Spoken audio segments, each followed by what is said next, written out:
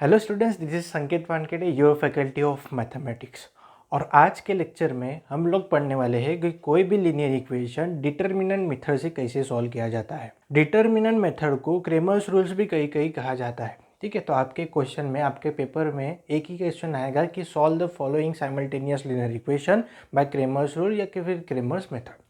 ठीक है, तो क्रेमर्स रूल या फिर डिटर्मिनेंट क्या होता है ये समझने से पहले आपको ये डिटर्मिनेंट क्या होता है वो समझना बहुत जरूरी है। तो डिटर्मिनेंट का मतलब होता है, मतलब आपका जो मॉड रहता है उसी समान उस डिटर्मिनेंट का सिंबल रहता है, और इस डिटर्मिनेंट के सिंबल में आपके एलिमेंट्स कुछ रोज में और कॉलम में अरेंज होते हैं। फॉर एग्जांपल ये डिटर्मिनेंट का क्या है, आपका सिंबल है, इसमें आपके एलिमेंट कुछ इस तरह से क्या होंगे, अरेंज होंगे, A1 A2 B1 B2। ठीक है, नंबर ऑफ रोज में और नंबर ऑफ कॉलम्स में आपके एलिमेंट्स क्या होंगे, अरेंज होंगे। इसको कहते हैं डिटर्मिनेंट। और ये जो डिटर्मिनेंट में एक खास बात यह है कि आपके जितने नंबर ऑफ रोज रहेंगे उतने ही आपके नंबर ऑफ कॉलम भी रहेंगे। मतलब यहाँ पे नंबर ऑफ रोज कितना है, यहाँ पे नंबर ऑफ रोज है 2, और यहाँ पे आपके नंबर ऑफ कॉलम क्या है, आपके नंबर ऑफ कॉलम्स है आपके 2। ठीक है, तो डिटर्मिनेंट में number of rose and number of column हमेशा सेम रहते हैं। ऐसा कभी दिया नहीं जाएगा आपको कि नंबर ऑफ कॉलम जो है वो नंबर ऑफ रो से बड़े हैं, या फिर नंबर ऑफ रोज जो है वो नंबर ऑफ कॉलम से क्या है, बड़े हैं। ठीक है, जो आपके नंबर ऑफ रो रहेंगे और नंबर ऑफ कॉलम्स रहेंगे वो हमेशा सेम रहेंगे, जैसे कि यहाँ पे बताया है। 2 नंबर ऑफ कॉलम है तो 2 नंबर ऑफ क्या है, आपके रो भी है। ठीक है, और इसको अगर लिखना होगा, ये क्या है, तो कितने रोज है, 2 रोज है। ठीक है, कितने कॉलम है, इंटू 2 कॉलम है। तो कुछ इस तरह से इसको डिनोट किया जाता है कि इस डिटर्मिनेंट के अंदर आपका 2 रो है और 2 क्या है, आपके 2 आपके कॉलम है। ठीक है, यहाँ पे इस डिटर्मिनेंट में आपके पास में 2 कॉलम है और 2 रो है। इसका मतलब आपका जो पावर हो गया है इस डिटर्मिनेंट का आपका पावर हो गया है, इस डिटर्मिनेंट की आपकी डिग्री हो गई है कितनी, 2। क्यों, क्योंकि यहाँ पे दो आपके पास में कॉलम है और 2 आपके पास में रो है इस डिटर्मिनेंट। ठीक है, और कितने रो है कितने कॉलम है कैसे पता चलेगा, तो डिटर्मिनेंट के साइड में यहाँ पे नीचे में लिखते हैं कि यहाँ पे जो पहला नंबर है वो रो डिनोट करता है और सेकंड नंबर जो है वो आपका कॉलम डिनोट करता है। तो 2 रोज है एंड 2 कॉलम्स है इस डिटर्मिनेंट के अंदर में, इसलिए इसका जो डिग्री हो जाती है इस डिटर्मिनेंट की वो हो जाएगी आपकी 2। सपोज यहाँ पे कुछ ऐसा डिटर्मिनेंट हुआ, डिटर्मिनेंट का साइन, ठीक है, A1 A2 A3 B1 B2 B3 and C1 C2 C3। तो इस डिटर्मिनेंट में आप देख रहे हो कि नंबर ऑफ रोज कितने हैं, आपके पास में नंबर ऑफ रोज है 3 एंड नंबर ऑफ कॉलम्स कितने हैं, तो नंबर ऑफ कॉलम्स है इसमें 3। इसलिए ये आपका डिटर्मिनेंट हो जाएगा 3 क्रॉस 3 का। और इसका जो ये होगा, इसका जो डिग्री होगी, इसकी जो पावर होगा वो कितना होगा, इसका पावर जो होगा वो होगा 3।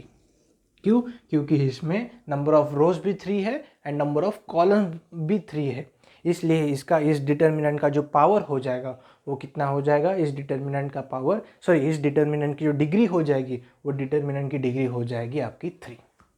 ठीक है, इस तरह से होता है आपका डिटर्मिनेंट। तो आपको 3 क्रॉस 3 का डिटर्मिनेंट नहीं है 10th स्टैंडर्ड में, आपको सिर्फ 2 क्रॉस 2 का डिटर्मिनेंट आपको सॉल्व करना है। तो 2 क्रॉस 2 क्या डिटर्मिनेंट की वैल्यू अगर आपको फाइंड करना है, सपोज इस डिटर्मिनेंट की आपको वैल्यू फाइंड करना है। और एक बात मैं आपको बता देता हूँ कि डिटर्मिनेंट का नाम हमेशा कोई भी कैपिटल अल्फ़ाबेट में ही होता है। ठीक है, तो आप कोई भी कैपिटल अल्फ़ाबेट का नाम डिटर्मिनेंट को दे सकते हैं। ठीक है, जैसे मैंने दिया है यहाँ पे कैपिटल लेटर A। ठीक है, इसको और एक तरीके से भी लिखते हैं जस्ट लाइक दिस। इस तरीके से भी आप इस डिटर्मिनेंट को नाम दे सकते हैं। ये जो सिंबल है ये है डिटर्मिनेंट ऑफ A।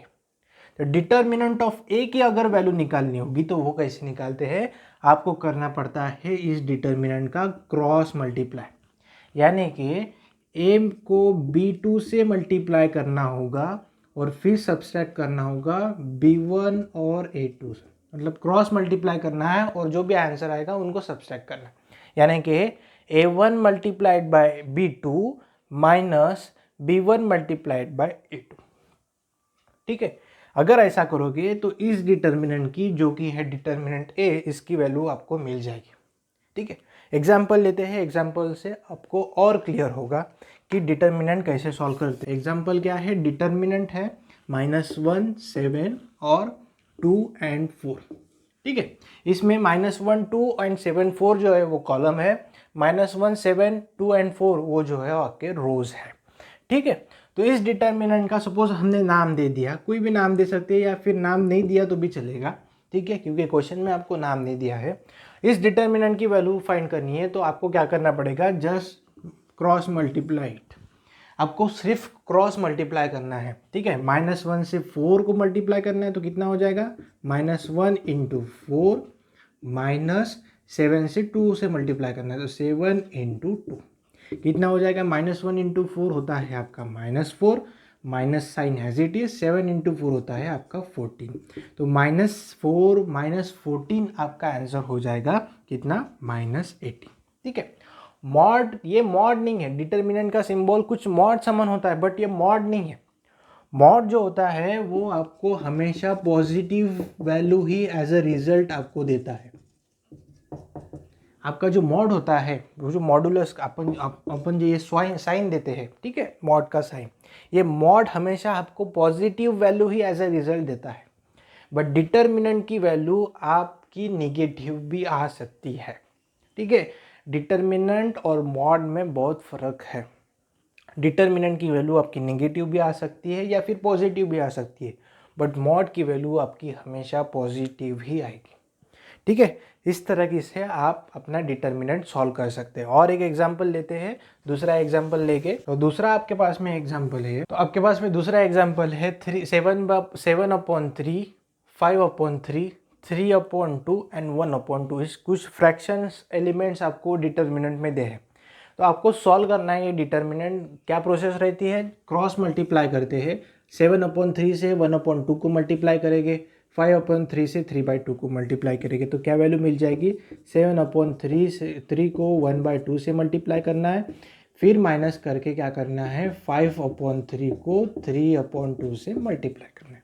तो क्या हो जाएगा, 7 इंटू 1 होता है आपका 2, 7, 3 इंटू 2 होता है आपका 6, माइनस एज इट इज़, बराबर है 5 इंटू आपका ये 3 कैंसिल हो जाएगा, बराबर है, यहाँ पे 3 कैंसिल हो जाएगा, फिर या फिर डिनोमिनेटर में 6 आने के लिए आप 3 रहने भी दोगे तो भी कोई फ़र्क नहीं पड़ेगा।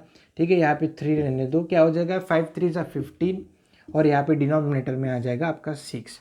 ठीक है, डिनोमिनेटर कॉमन है तो डिनोमिनेटर को कॉमन ले लो, क्या हो जाएगा ये -7 -15, तो 7 -15 आपका कितना होता है, आपका होता है -8/6। इसको कैलकुलेट कर लो, इसको रिड्यूस करो तो ये कितना हो जाएगा, ये 3 हो जाएगा, 2 3 एंड ये 4 2 हो जाएगा, तो आपकी वैल्यू आ जाएगी कितना, -4/3। तो इस डिटर्मिनेंट की वैल्यू क्या है, इस डिटर्मिनेंट की वैल्यू है आपकी -4/3। इस तरह से आप डिटर्मिनेंट सॉल्व कर सकते हो।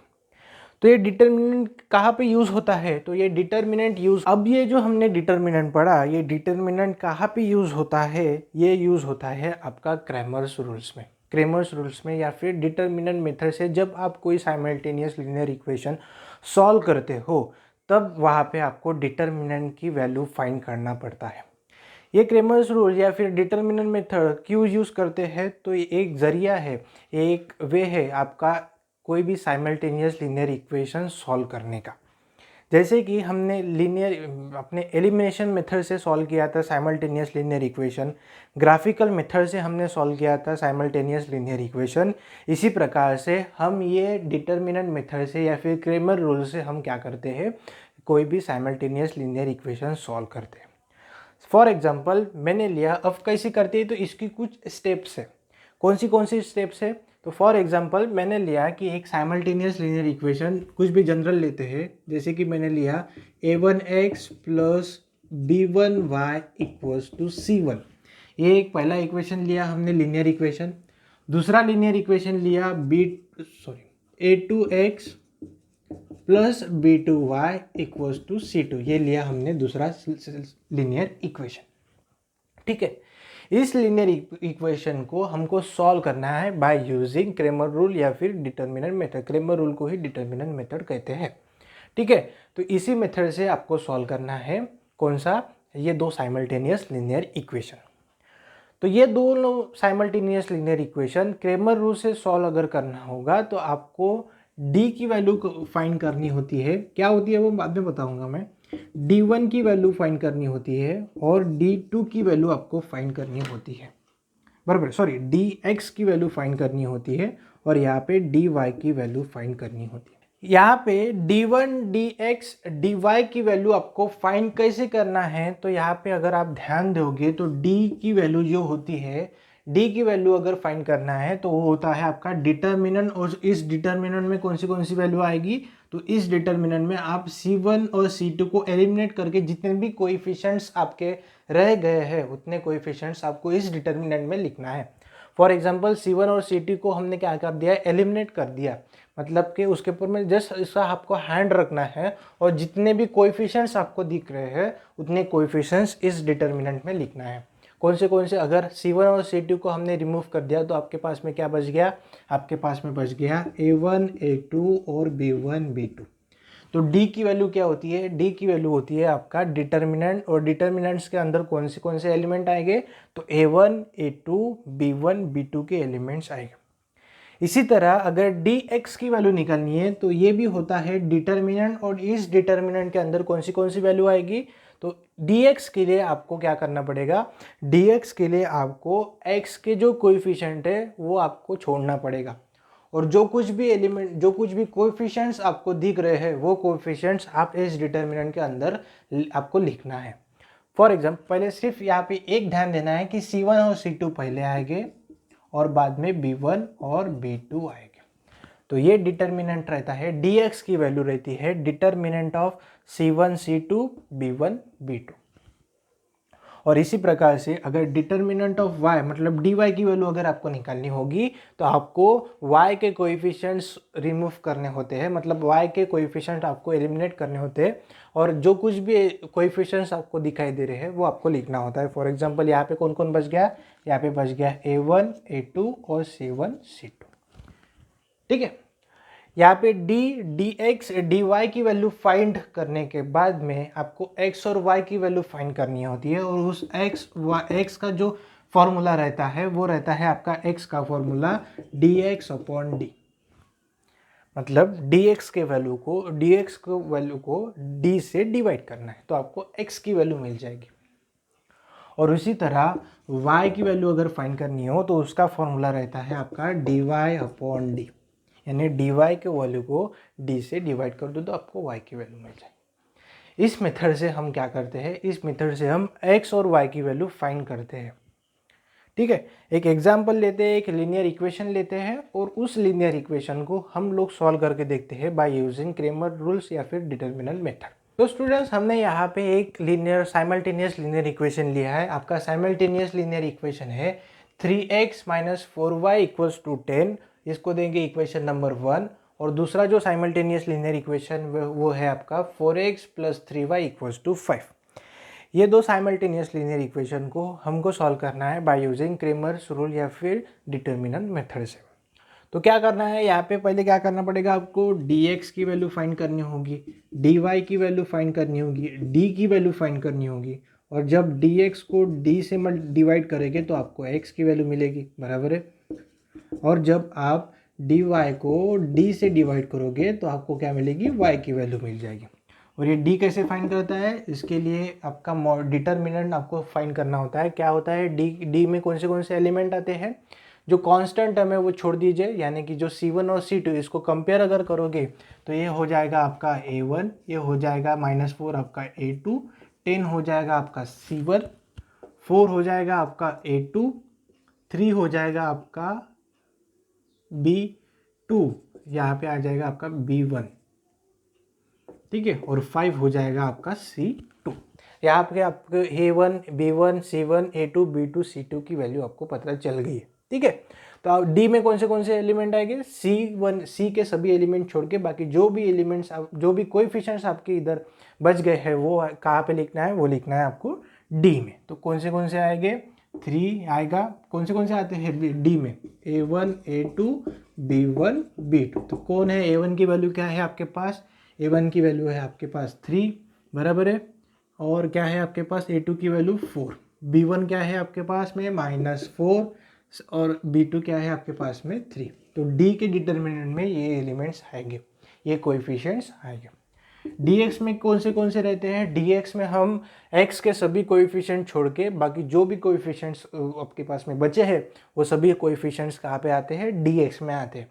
बट आपको ध्यान ये देना है कि C1 के पहले C1 और C2 जो है वो पहले आपको लिखना है, बाद में B1 और B2 लिखना है। यानी यहाँ इसका फॉर्मूला क्या हो जाता है, इसका फॉर्मूला हो जाता है C1 C2 और B1 B2।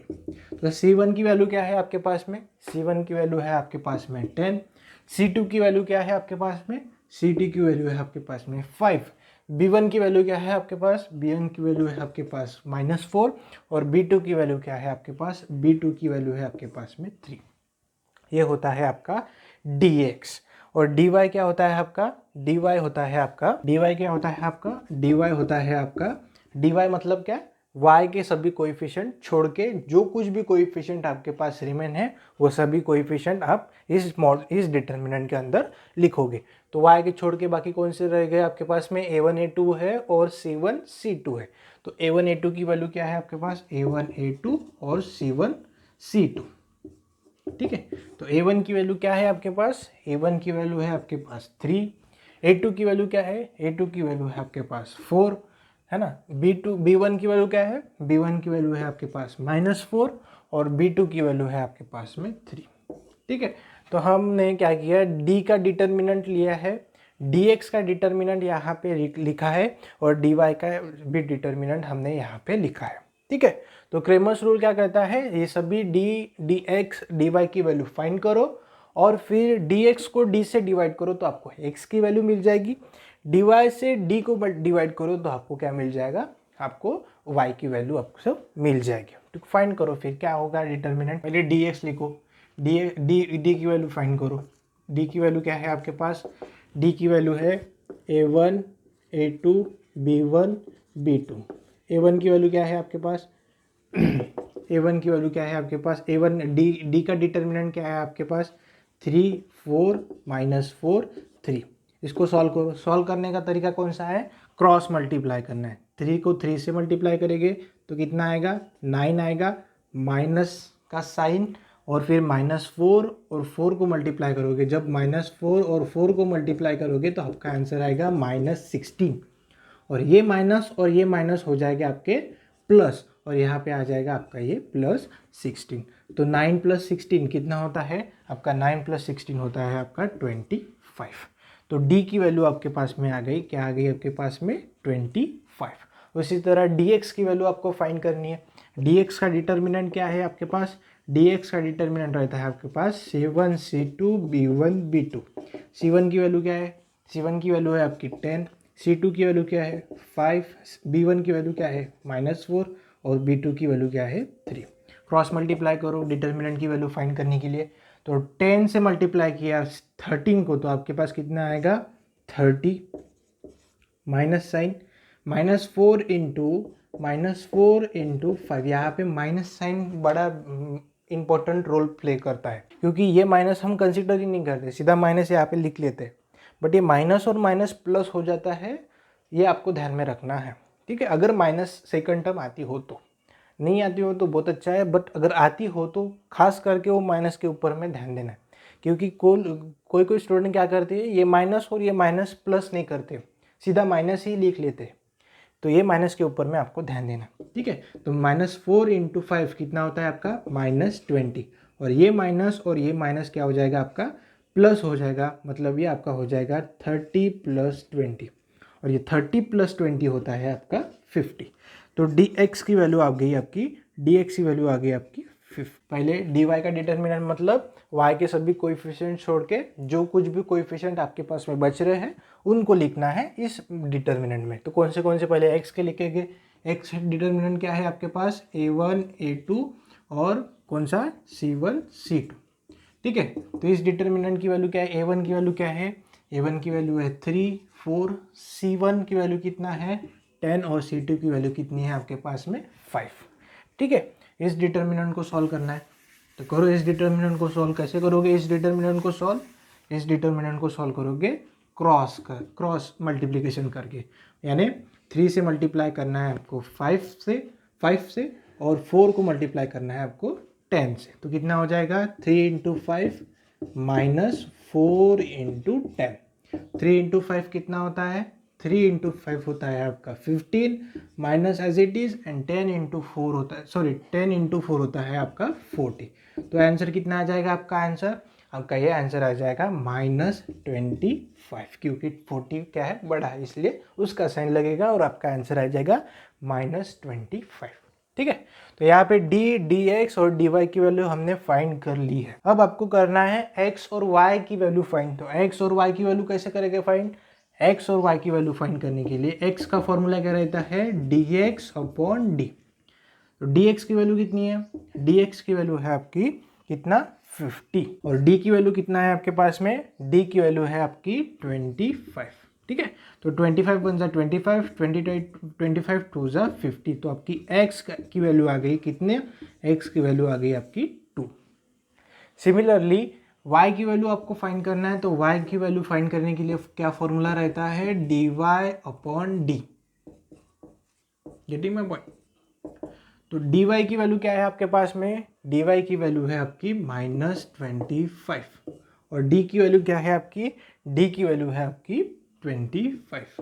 ठीक है, 25 से 25 कैंसिल हो जाएगा और क्या बचेगा आपके पास में? सिर्फ -1। तो इसलिए आपकी y की वैल्यू क्या आ जाएगी? आपकी y की वैल्यू आ जाएगी -1। यहाँ पे x की वैल्यू आई है 2, y की वैल्यू आई है आपकी -1। अगर क्रॉस चेक करना हो तो x और y की वैल्यू क्या करोगे आप? x और y की वैल्यू कोई भी एक इक्वेशन में पुट करोगे तो आपकी क्रॉस वेरीफाई भी हो जाएगा। अगर आपका राइट हैंड साइड बराबर आता है तो आपका ये क्रॉस वेरीफाई भी हो जाएगा।